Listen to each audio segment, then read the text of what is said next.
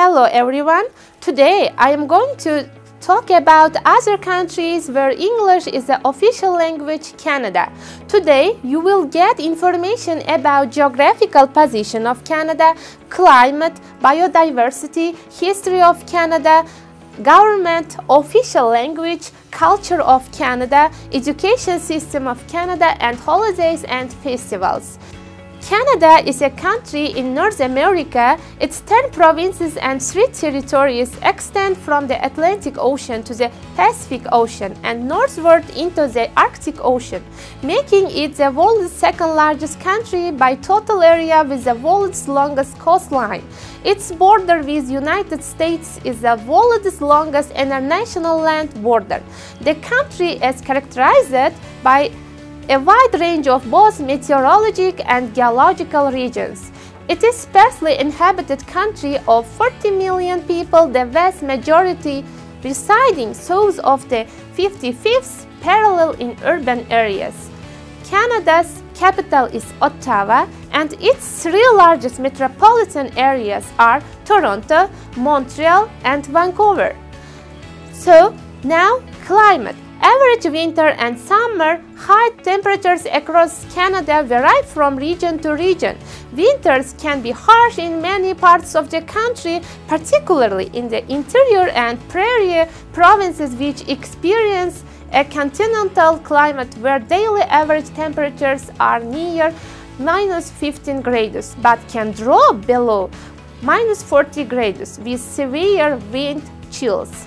In non-coastal regions, snow can cover the ground for almost 6 months of the year, while in parts of the north, snow can persist year-round. Coastal British Columbia has a temperate climate with a mild and rainy winter. On the east and west coasts, average high temperatures are generally in low 20 degrees, while between the coasts the average summer high temperatures ranges from 25 to 30 degrees, with the temperatures in some interior locations occasionally exceeding 40 degrees. Much of northern Canada is covered by ice and permafrost. The future of the permafrost is uncertain because Arctic has been warming at 3 times the global average as a result of climate change in Canada. Canada's annual average temperatures over land has risen by 1.7 degrees, with the changes ranging from 1.1 to 2.3 degrees in various regions since 1948. The rate of warming has been higher across the north and in the prairies. In the southern regions of Canada, air pollution from both Canada and the United States caused by metal smelting, burning coal to power utilizers and vehicle emissions has resulted in acid rain, which has severely impacted waterways, forest growth, and agricultural productivity in Canada. Biodiversity. Canada is divided into 15 terrestrial and 5 marine ecozones. These ecozones encompass over 80,000 million classified species of Canadian wildlife, with an unequal number yet to be formally recognized or discovered. Although Canada has a low percentage of endemic species compared to other countries, due to human activities, invasive species, and environmental issues in the country, there are currently more than 800 species at risk of being lost. About 65% of Canada's resident species are considered secure. Over half of Canada's landscape is intact and relatively free of human development. The boreal forest of Canada is considered to be the largest intact forest on Earth, with approximately 30 million kilometers, undisturbed by droughts, cities, industry. Since the end of the last glacial period, Canada has consisted of 8 distinct forest regions, with 42% of its land area covered by forests approximately 8% of the world's forest land. Let's talk about the government. Canada is federal parliamentary constitutional monarchy. Current monarch is Charles III, Governor General Mary Simon, and Prime Minister is Justin Trudeau.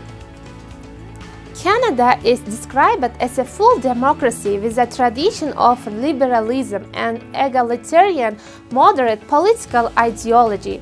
An emphasis on social justice has been a distinguishing element of Canada's political culture. Peace, order, and good government, alongside an implied Bill of Rights, are founding principles of the Canadian government. Canada has a parliamentary system within the context of the constitutional monarchy, the monarchy of Canada being foundation of the executive, legislative, and judicial branches. The reigning monarch is also monarch of 14 other Commonwealth countries. To carry out most of their federal royal duties in Canada, the monarch appoints and represents the Governor General on the advice of the Prime Minister. The Parliament of Canada passes all statute laws within the federal sphere. It comprises the monarch, the House of Commons, and the Senate. While Canada inherited the British concept of parliamentary supremacy, this was later with the enactment of the Constitutional Act 1982 all but completely superseded by the American notion of the supremacy of the law. Let's move another field, official language of Canada. There are two languages in Canada, English and French. Canadian English encompasses the varieties of English used in Canada, while Standard Canadian English is a Canadian standard variety of English. According to the 2016 census, English was the first language of 19.4 million Canadians, or 58.1% of the total population. The remainder spoke French, to 20.8%, or other languages. In Quebec, 7.5% of the population are Anglophone, as most of the Quebec residents are native speakers of Quebec French. Canadian French is the French language as it's spoken in Canada. It includes multiple varieties, the most prominent of which is Quebec's. Formerly, Canadian French referred solely to Quebec French and closely related to varieties of Ontario. So, let's move another field, history of Canada. The history of Canada covers the period from the arrival of the Paleo-Indians to North America, thousands of years ago to the present day. The lands encompassing present-day Canada have been inhabited for millennia by indigenous people, with distinct trade networks, spiritual beliefs, and styles of social organizations. Some of these older civilizations had long faded by the time of the first European arrivals have been discovered through archaeological investigations. From the late 15th century, French and British expeditions explored, colonized, and fought over various places within North America, in what constitutes present-day Canada. The colony of New France was claimed in 1534 with a permanent settlements beginning in 1608. France ceded nearly all its North American possessions to the United Kingdom in 1763 at the Treaty of Paris after the 7 Years' War. The now rich province, the Quebec, was divided into Upper and Lower Canada. In 1791, the two provinces were united as the Province of Canada. By the Act of Union, 1840, which came into force in 1841. In 1867, the province of Canada was joined with two other British colonies of New Brunswick and Nova Scotia through confederation, forming a self-governing entity. Canada was adopted the legal name of the new country, and the word Dominion was conferred as the country's title. Over the next 82 years, Canada expanded by incorporating other parts of British North America, finishing with Newfoundland and Labrador in 1949. Although responsible government had existed in British North America since 1848, Britain continued to set its foreign and defense policies until the end of the First World War. The Balfour Declaration of 1926, the 1930 Imperial Conference, and the passing of the Statute of Westminster in 1931 recognized that Canada had become co-equal with the United Kingdom. The patriation of the Constitution in 1982 marked the removal of legal dependence on the British Parliament. Canada currently consists of 10 provinces and 3 territories and is a parliamentary democracy and constitutional monarchy. Over centuries, elements of indigenous French, British, and more recent immigrant customs have combined to form a Canadian culture that has also been strongly influenced by its linguistic, geographic, and economic neighbor, the United States.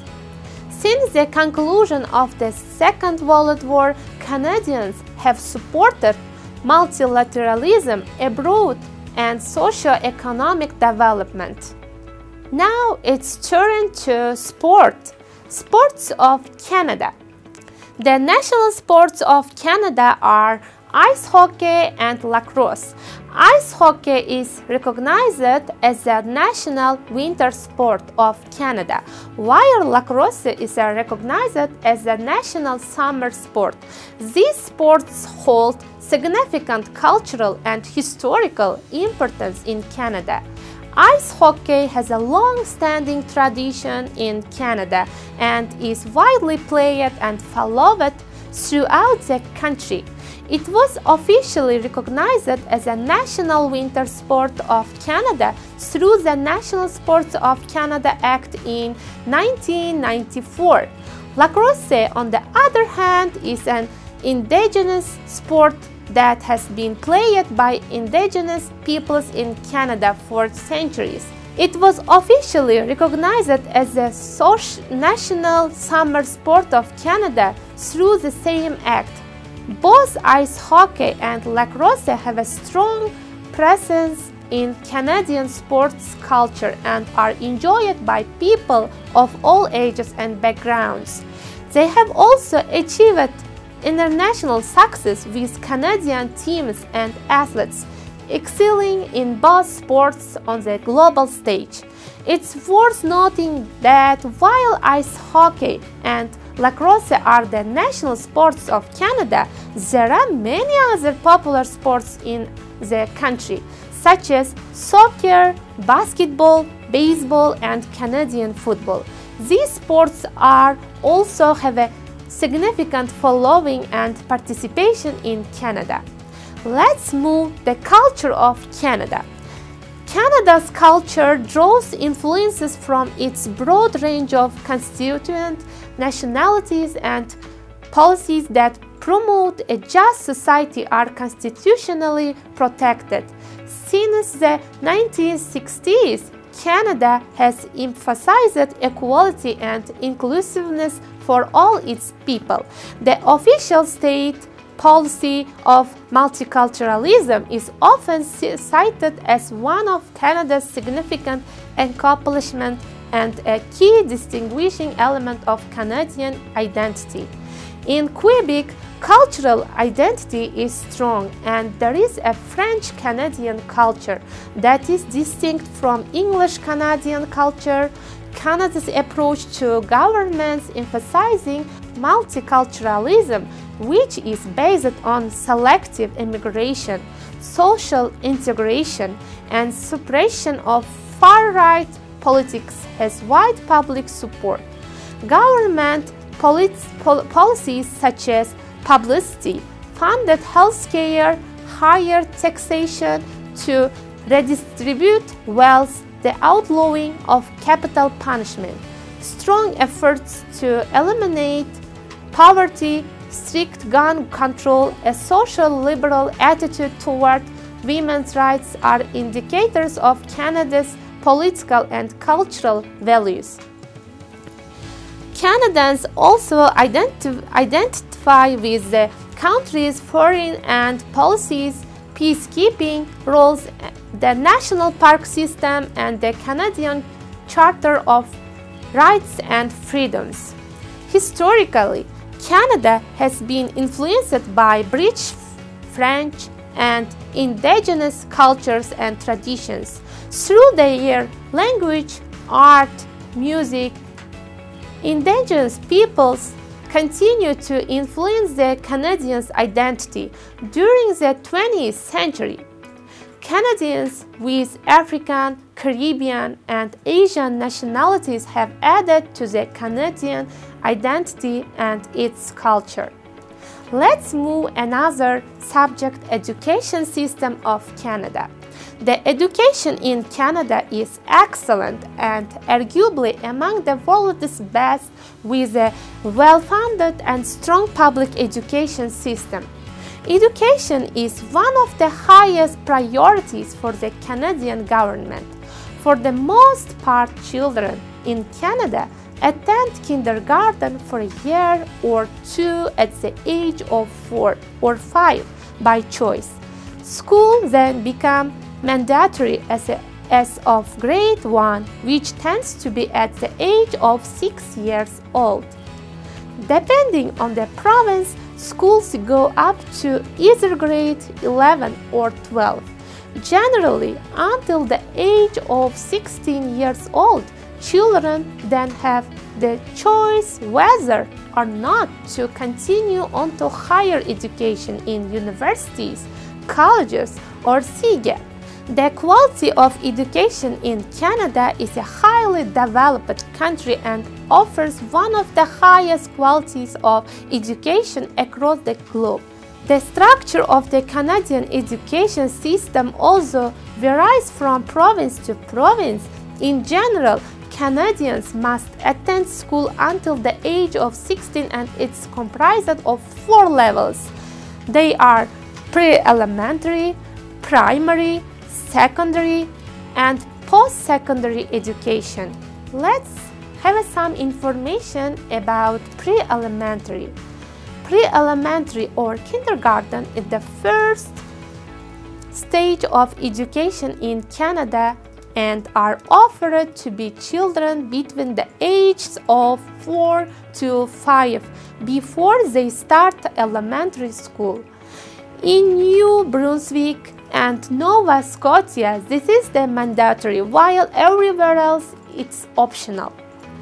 They are offered by either public, private, or federal schools, depending on where you choose to send your child.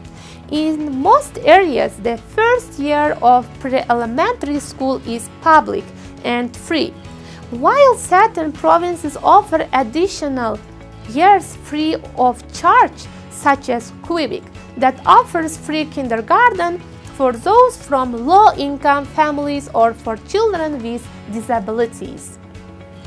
The teaching curriculum taught in pre-elementary in Canada is relaxed and is a chance for young students to learn the alphabet basic skills such as counting, pre-reading, music, art, and how to play with others.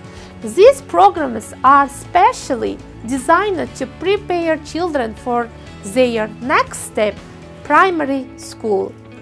Primary school education or elementary school in Canada is mandatory for children starting in grade 1, generally at the ages of 6 or 7, and guys until grade 6 at the age of 11 to 12 years old. In Canada, students at this age of education tend to have only one teacher that teaches them all subjects in the same classroom with the same students. Special education classes are also available. The pre-elementary curriculum covers the subjects such as reading, math, English language, French in Quebec, history, science, music, social studies, physical education, and art. The difficulty of the courses increases as students advance in grades. Third one, secondary education in Canada has two levels: junior higher school and high school. Junior high school or intermediate education follows immediately after completion of elementary school. It's a 2-year stage of education that includes grades 7 and 8. These 2 years give students the chance to adjust to the changes of switching classrooms and teachers throughout the day. The goal of this stage is to help students best prepare for their next step of education, with the difficulty of courses expected to increase greatly. High school is the last part of secondary education that comes when students reach grade 8, and they stay in this stage for 4 years until grade 11 or 12. Students are required by law to stay in school until the age of 16, regardless of what grade they are in when they reach that age. In Ontario and New Brunswick, the law is that students must stay in school until 18 or until they have successfully earned a high school diploma. In Quebec, secondary education ends in grade 11, which is generally followed by a 2-year pre-university program known as CGAP. Canadian high schools have carefully and thoughtfully designed their curriculum in order to best prepare students for higher education. Some provinces even offer job training at the high school level. Fourth one, post-secondary education, college and universities. Upon graduating from high school, Canadian students are given the opportunity to apply to colleges and universities. College in Canada generally refers to a smaller community college or a specific trade school. Many students in Canada will attend college to further prepare themselves for university and obtain credits that can be transferred over. Universities in Canada is a place for higher education where academic degrees can be obtained in a wide variety of subjects in a similar structure to that of the United States, starting with a bachelor's degree, then a master's degree, and finally a PhD as the highest level of education. For public universities and colleges, they are mostly funded by provincial governments, and the remainder is paid by minimal tuition fees as well as research grants and partially from the federal government too. Canada is home to numerous universities offering a wide range of academic programs and research opportunities. Here are some notable universities in Canada. Universities of Toronto. The University of Toronto is globally top-ranked public research university located in Toronto, Ontario. It is known for its academic excellence and offers a wide range of undergraduate and graduate programs. Second one, University of British Columbia. The University of the British Columbia is a prestigious research university located in Vancouver, British Columbia. It is consistently ranked among the top universities in Canada and offers a diverse range of programs. Located in Montreal, Quebec, McGill University. McGill University is one of Canada's oldest and most renowned universities.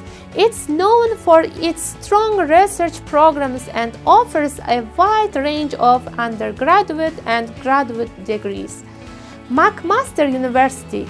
McMaster University is located in Hamilton, Ontario, and is known for its innovative teaching and research programs. It is particularly renowned for its health science programs. University of Montreal. The University of Montreal is a French language university located in Montreal, Quebec. It's one of the largest universities in Canada and offers a wide range of programs in various fields. University of Alberta. The University of Alberta is located in Edmonton, Alberta, and is consistently ranked among the top of universities in Canada. It's known for its strong research programs and offers a wide range of academic disciplines. These are just a few examples of the many universities in Canada. Each university has its own unique strengths and areas of specialization. It's important to research and consider the factors such as program offerings, location, campus, culture, and faculty expertise when choosing a university in Canada. So there are some other types of education in Canada that are vocational schools. On top of community colleges offering a vocational training, students are also given the opportunity to learn a trade or vocation at technical schools that are spread out throughout Canada. Years ago, such programs didn't require students to hold a high school diploma, but things have changed greatly in recent years. Vocational schools allow Canadian students to learn the specific trade they are interested in and gain real-life experience under a professional and qualified supervisor. Second one is private schools. Private schools are also available in Canada, which means that they are schools that are not funded by the government and often come with hefty price tags. This is the choice of the parent and student to decide whether or not this is a worthwhile investment for them to make. Some parents feel as though their children need smaller classes, more special attention, or would like to send them to a specific school for personal reasons. In Quebec, that do not wish to study in French and can afford it will often opt for a private school. Third one is religious schools. Those that wish to send their children to religious schools in Canada must send them to private institutions for the most part of other than certain Catholic schools. These schools teach both the regular school's curriculum as well as religious teachings associated with the specific religion of the school. Now let's turn to holidays and festivals of Canada. Canada has several public holidays that are observed nationwide or at the federal, provincial, and territorial levels. Here are some of the major public holidays in Canada. New Year's Day, January 1st. This holiday marks the beginning of the new year and is a day of celebration and reflection. Good Friday. Friday before Easter Sunday. Good Friday commemorates the crucifixion of Jesus Christ and is observed by Christians across Canada. Easter Monday. Monday after Easter Sunday. Easter Monday is a day off for many Canadians and is often spent with family and friends. Victoria Day celebrates the birthday of Queen Victoria, who was the monarch of the United Kingdom when Canada was established as a country. Canada Day, July 1st. Canada is a national holiday that commemorates the anniversary of the Confederation of Canada in 1867. It is a day of patriotic celebrations, fireworks, and festivities. Labor Day, first Monday in September. Labor Day recognizes the contributions of workers and the labor movement in Canada. It's a day off for many Canadians and marks the end of summer. Thanksgiving, second Monday in October. Thanksgiving is a time for Canadians to give thanks for the harvest and blessings of the past year. It is often celebrated with a festive meal shared with family and friends. Christmas Day, December 25. Christmas Day is a Christian holiday that celebrates the birth of Jesus Christ. It is a time for family gatherings, gift-giving, festive celebrations. These are just a few examples of public holidays in Canada. It's important to note that some holidays may vary by province or territory, and there may be additional regional or cultural holidays celebrated across the country. Festivals in Canada. In addition to public holidays, Canada is also known for its vibrant festivals throughout the year.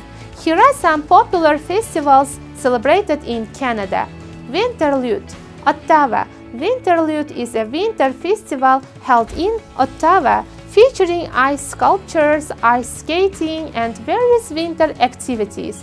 Quebec Winter Carnival, Quebec City. The Quebec Winter Carnival is one of the largest winter festivals in the world, featuring parades, snow sculptures, and outdoor activities. Montreal International Jazz Festival. The Montreal International Jazz Festival is the largest jazz festival in the world, attracting renowned musicians and jazz enthusiasts from around the globe. Calgary Stampede. The Calgary Stampede is a world-famous rodeo and exhibition that showcases Western heritage, including rodeo events, live music, and carnival rides. Canada Day celebrations. Nationwide, Canada Day is celebrated with festivities and fireworks across the country, including concerts, parades, and cultural events.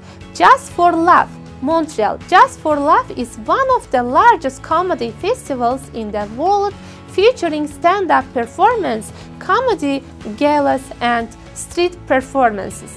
These are just a few examples of the festivals celebrated in Canada throughout the year. Festivals in Canada showcase the country's diverse culture, arts, music, and traditions, and provide opportunities for people to come together and celebrate. All in all, today we talked about Canada's historical site, government, sport, culture, cultural position, education systems, and public holidays and festivals. If you are interested in my lesson, see you next time.